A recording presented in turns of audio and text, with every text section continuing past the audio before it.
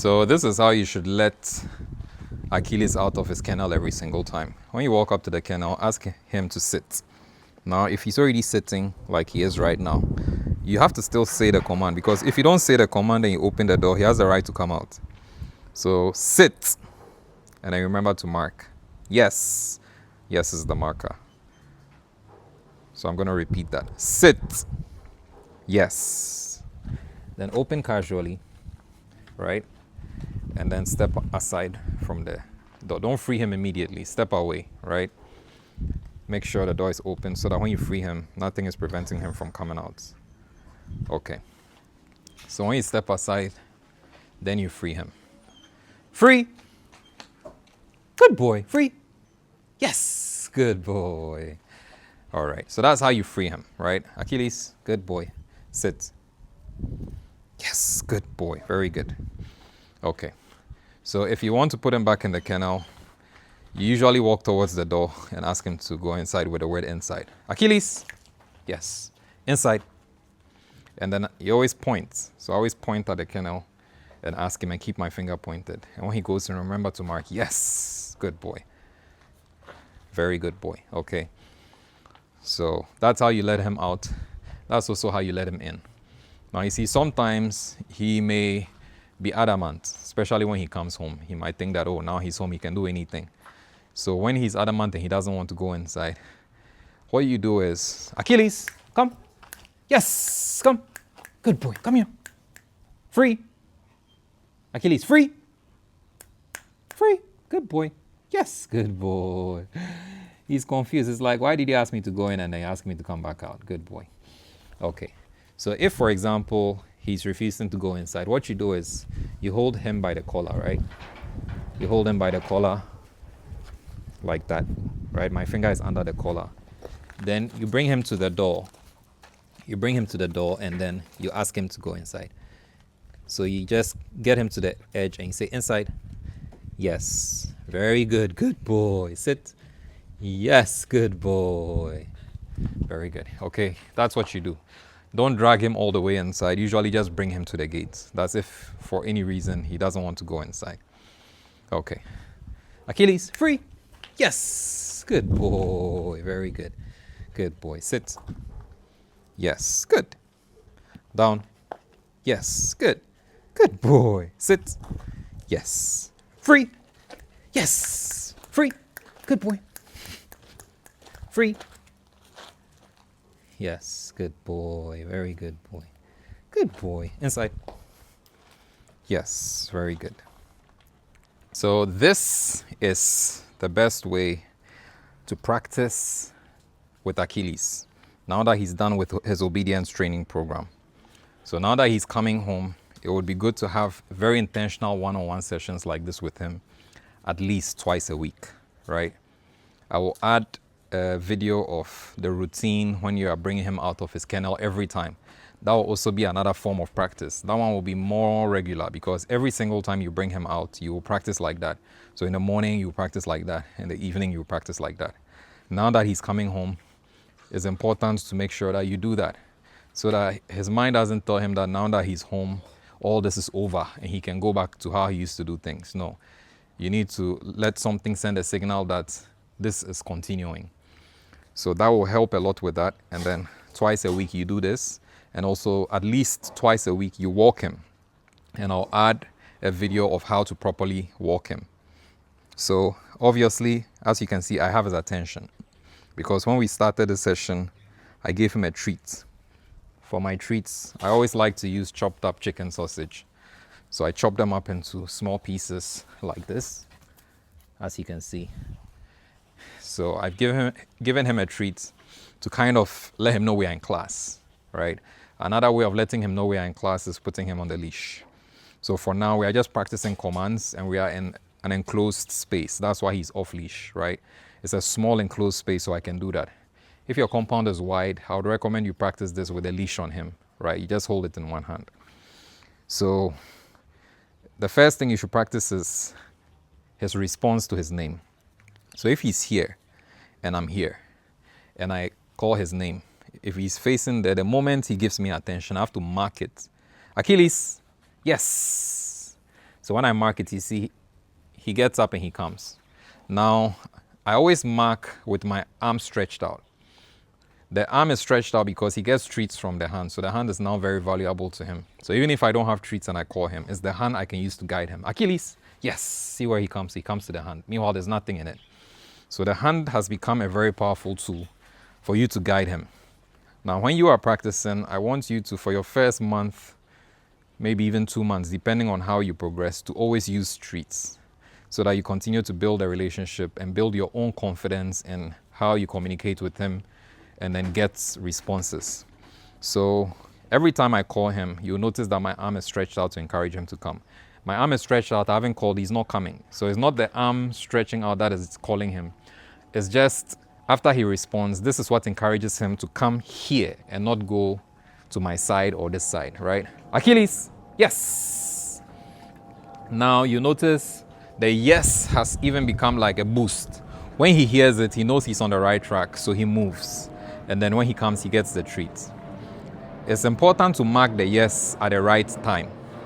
Don't mark it when he's already on the way. Mark it the moment he makes the first step, okay? Don't mark it when he arrives. Mark it the moment he makes the first step. So if I move back again, Achilles, yes. The moment he moved one paw, that's the moment I say yes. Now, if he was looking away, let's say if he was facing you and I say his name and he turns the head like this, I'll mark yes immediately. Very important. Because that one, his attention was elsewhere. And as soon as he heard his name, he responded by turning. So I need to mark that response. If I don't mark it, I'm not teaching him. And the marker is like what is teaching him that, yes, you are doing the right thing. If you don't use the marker, he might be responding, but he's not really learning and he's not really progressing. So try to practice every single time using the marker. Achilles, yes. That yes is very important. So that's the first thing you practice. And that's where timing comes in. Now, if I ask him to sit, Achilles, sit. Yes. The moment his bum touches the ground, I mark yes. If I ask him to do a down, down. Yes. The moment his elbows touch the floor, I mark yes. Right? Even if I free him. Free. Okay, he's busy chewing. Let me wait. Okay, now he's done. Free. Yes. The moment he makes the initiation to free himself, I even mark that. Even free is a command that you should mark. Okay. So I'm going to demonstrate a proper way to mark the sit. I've already demonstrated how to mark when you call him. Now I'm going to demonstrate a proper way to mark the sit. Now when I call him, Achilles, yes, and the hand guides him. Before I say sit, I raise the hand to my chin and say sit. Yes. And then I reward. So the yes is as soon as the bum touches the floor. Now me raising my hand to my chin is not casual. It is very intentional. Because when he was learning, this is the action that gradually taught him how to sit. So he has identified this action now to be associated with sit. So you need to be consistent with the same movement. So whenever you call him and you ask him to sit, make sure you do that. After you guide him, when he gets here, don't leave your hand here and be saying sit. No, say sit. Sit. So if I call him, Achilles, sit. Yes, he sits.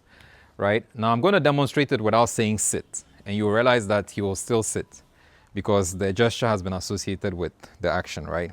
Achilles. Yes. That's what I'm talking about. So be consistent with the gesture. Don't start changing it. Don't say sit because this means something else. This is sit. This is sit. Okay. So that's how you gesture for sit. When you guide him, now this will guide him where you want him to sit. So if I wanted him to sit on this side, Achilles, yes. When he gets here, sit. He sits there, right? But obviously, when it's face to face, you want him in front of you. Good boy. When it's face to face, you want him in front of you. So whenever I'm guiding him, my hand is in the middle of my body. And that is because I want him to come right in front of me. If it's here, you end up on the side. So also be intentional about using your hand effectively to guide him intentionally, right? And I'll recommend face to face, usually guide him with your hand in the middle. So if my legs are at the end of the line, this is right in the center. So when I bring it up, it comes to my chin, which is also what's in the center. And then when I'm not interacting with him, my hands are resting here. My hands are never like this. You see, if your hands are like this, it's easy to confuse him. He will be paying attention to the hand, you see, because this hand is valuable. So always keep it in the center when you're not interacting or when you want to leave him and move away. Don't do this and move away. Keep your hands up like that, right? So I'm going to do one more time. Achilles, yes. Good. I'm going to use the hand. See how I guide him and he's following. He's coming. This is where I want him. Come. Achilles, yes. No, no, no. Come. Come. Yes. Good boy. Good boy. Yes, very good. Sit. Yes. And then he's right in my center. Okay. He's getting tired of that. We are doing the same old thing, so there's hesitation. But then when that happens, just give him a break. Yes, good boy. Very good boy. Come. Yes, good boy. Very good boy. Very good boy. Good boy. Just to spice things up, just give him a little break. Okay. So now we've practiced how to mark the sit and how to guide him properly. This is how you also mark the down. So if I call him and he comes to me, Achilles. Achilles. Yes. Come. Come. Good boy. Yes, very good. Sit. Yes. If I get him where I want him, that is when I ask him to do it down. I don't want him to be casually moving around, then I'll ask him to do it down. I want him exactly where he's supposed to do the down. When he's there, then I'll just point and say down. Yes. And then I'll mark the moment the elbows touch the floor and reward him. Yes, good boy. Good boy. Okay, buddy, free. Yes. So if I want him here, the same thing. This time I'll lift it above his head. Sit, because I want him right there. And then down. Yes. And then reward him right there. Very good. Good boy. Free. Yes. Again. Come. Yes. If I want him in front of me, you see when I raise, he will sit. This is where I want him. If I want him to now go down. Down. Yes. Very good. So this is the gesture for down. You see, when he's sitting, the hand is resting here or here. Then when you want him to go down, the finger now, this is the pivot, just simply goes like that down. So this is also intentional. So if I do it without even saying down, you'll see that he will respond. Free. Yes, good boy. So I'm gonna, yes, very good. You notice without saying the command, I still get the results, right? Free. Yes, good. So we'll do the same thing here. Yes, very good. So please be intentional, because it means that this is like backup. If you are not consistent with this and he forgets what this means, the day he's distracted and then he's not paying attention to you when you're talking to him, you wouldn't even have this to help you. You understand? When I demonstrate the walk, I'll show how the leash is also another form of backup when you're surrounded by many distractions and you want him to respond. So now if you notice, every time I free him and then I swing the treat away from him, and it's intentional. So if he's here, Achilles, free. Good boy. Free. Yes. Achilles, hey, don't get lazy. Get up. Don't get lazy. Free. Yes, very good. Good boy. The idea is that when you're freeing him, you want to take the treats away from where he is. Free. So that when he picks it, it's like, yeah, you can go. You want to give him that indication. So I always swing it to the side or move it away from him. When he's facing you and he's too lazy, I intentionally go the other way. I want him to know that, look, I'm trying to get you to get up and then do whatever you want. But as I said, free is also like telling him he can do whatever he wants. So if he decides to lie down, you can't blame him. That's how he chooses to be free. Okay. Achilles, yes. Sit, yes. Free, yes. Very good. So that is the idea. Free, I say it as I wave the treat away. Either this way or that way. Free, yes. Very good. Good boy. Come. Achilles, yes. Sit, yes. Down, yes. Free, Yes. Yes, very good. Free. Yes, very good.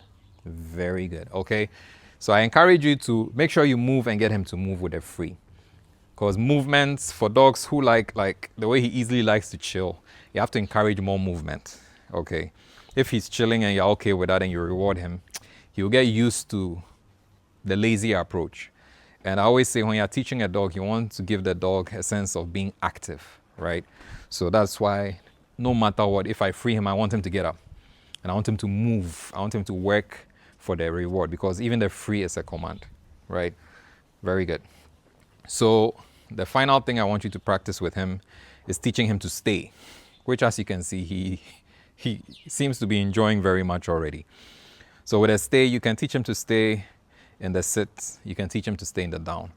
I usually like to put more emphasis on the down because it's comfortable for them, right? If you want somebody to stay somewhere for a long time, it's fair that they are in a comfortable position.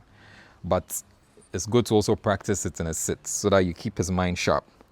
So I'm going to call him, Achilles, come, sit. Yes. So I'll say yes. And then I'll move away from him. No. So every time, especially when you're practicing for the first time, he's very likely to make a mistake. So when he makes a mistake, when you see him, you have to mark no immediately. Then you bring him back to the same spot. Come. And then usually you would use the collar and then put him back as a correction.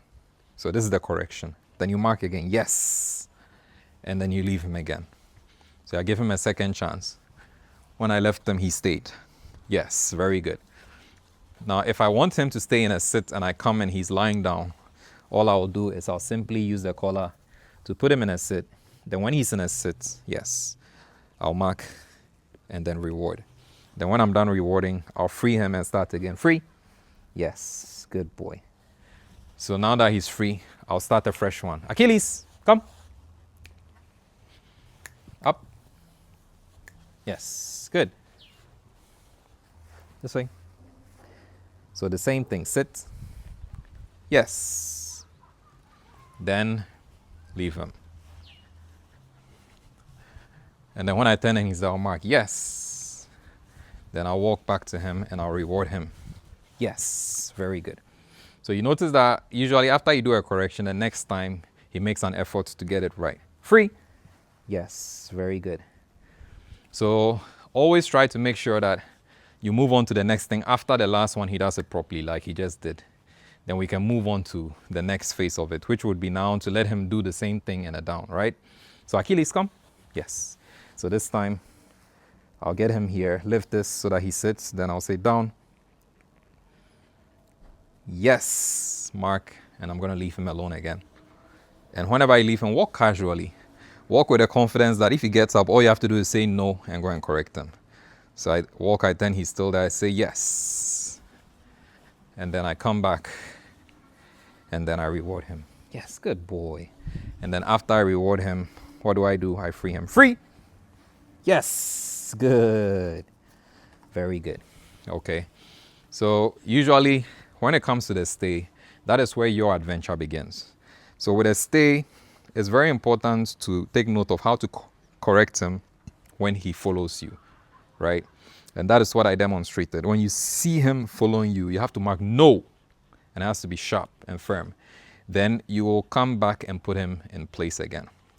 Now, I practiced this in an enclosed place, so I took the leash away, but I would encourage that whenever you're practicing, use the leash because you're beginning to build your relationship. So you don't ever want a situation where maybe he wants to be running around and stuff like that because he feels like, oh, you're not his trainer, so he can do anything. So it's good to have this. When you have this and he makes that mistake, come, sit, yes. When you're walking, you just drop it and then you walk away. So with this one, if he makes a mistake and you say no, when you come, you can use the leash to move him in the correction. You don't have to repeat the command. When you're correcting, yes.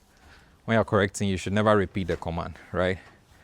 So as I said, if I come back and he's lying down, I can use the leash now to just raise him into a sit and reward. Or if he corrects himself like this, I'll say yes, and then I'll reward him. And then after I reward him, I can free him.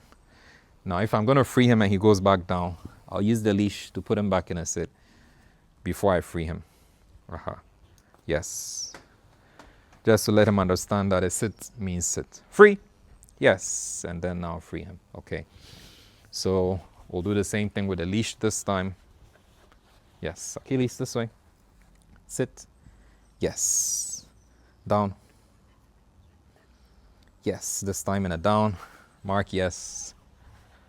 Walk away. If I turn and I see him, I'll say yes. Yes. So if I were to turn and he had gotten up, then I'll rather say what? No. And then I'll come, use the leash and put him back. Yes. Very good. And then always after you reward him, you make sure you do what? You free him. Get his attention first and free. Yes. Very good. Very good. So the principle of correction is now for you to use it to push him. So practice scenarios that he's not used to, right? Because my house is different from yours. My lifestyle is different from yours. So maybe you want to practice him sitting and staying whilst you're going to remove something from the car.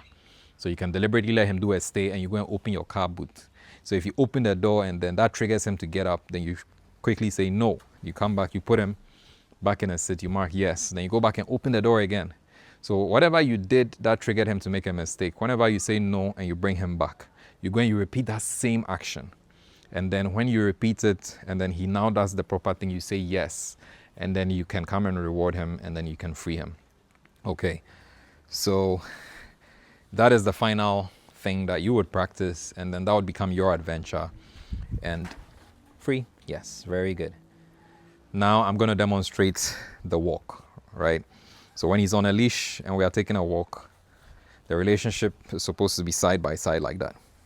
So if you notice just now, I used something like a jerk to get him to start to move. Just now, I used something like an upward pull of the leash to get him to sit down. This is where the language of the leash comes in. So he has been conditioned to that language. It's not by accident. So if he's standing and I do this, he'll sit immediately. If I do this, he'll go down immediately. It's all been conditioned. So it becomes like backup. So if you go out and then some local dogs start barking and he's anxious and then you're saying sit and his focus is on them and he's panicking, you just do that and then he'll sit. If free, if you do it and he sits and then he gets up again, you immediately do it and then you leave it again. If he gets up, you do it, you leave it again. The idea is every time you do that and he sits, free it again. Don't be holding it, trying to keep him in a sit. If you are holding it like that, then he's never learning. But when you leave it, it's like I gave him another chance because this is what he's supposed to be doing. You're trying to tell him this is what you're supposed to be doing. But I want to see whether you understand that. So if you leave him like this and he gets up, you just correct him again. Or like as you saw, he was lying down, I just correct him. And then I'll say yes. Leave it again, give him the chance. No. Yes. Then you leave it loose again. Don't hold it.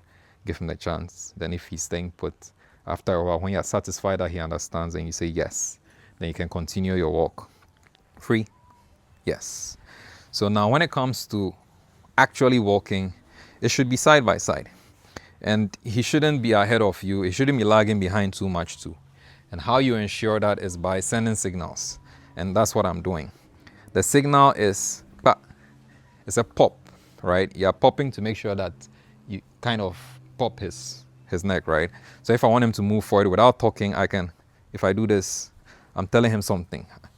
So sometimes if he is very invested in one area, the pop will happen multiple times. Maybe the first one doesn't do it. You do a second one immediately and a follow-up, right?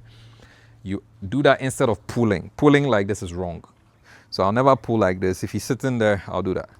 If he's still there, I'll do that again. And then he should be the one to start walking. There shouldn't be any tension here. Yes. So I want him to catch up, I do that. If he's too slow, I can do it for him to catch up.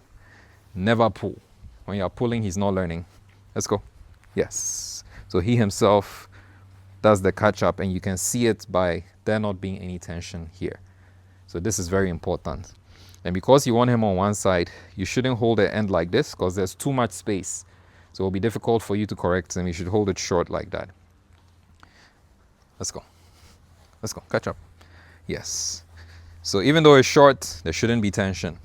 So if you notice, it's short, but if I'm relaxed, it's loose. But it's short enough so that it's easy for me to correct him if he's going away or going ahead. Free. Let's go. Good. So that's how we move. And it's a small space. That's why he's not gingered to speed up, right? He feels at every given point in time like, he's supposed to stop or something. And that is why I'm yanking to get him to catch up. Let's go. Let's go. Let's go. See, that was like 3-4 different yanks in a row. Yes, very good. Come. Let's go. This way. Very good. So this is one of the things that we can practice together when you are here, when it comes to the walk. And when we stop, you see he sits like a good boy, because this is how he's been practicing. So now it's like second nature to him. But if he doesn't, all you do is you raise this for him to sit. And with that one, you don't pop.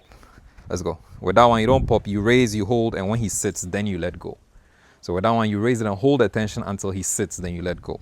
If it's a down, the same thing. You hold the tension, and then when he goes down, then you let go of the tension. But when you're moving, it's a pop. Yes. Pop. Yes, for him to catch up. Good. Let's go. Yes, very good. This way. Let's go.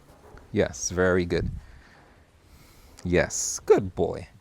And that is it. That is all you need to practice with him. And I trust you'll do a great job. Thank you. Good boy. Sit. Yes, good boy.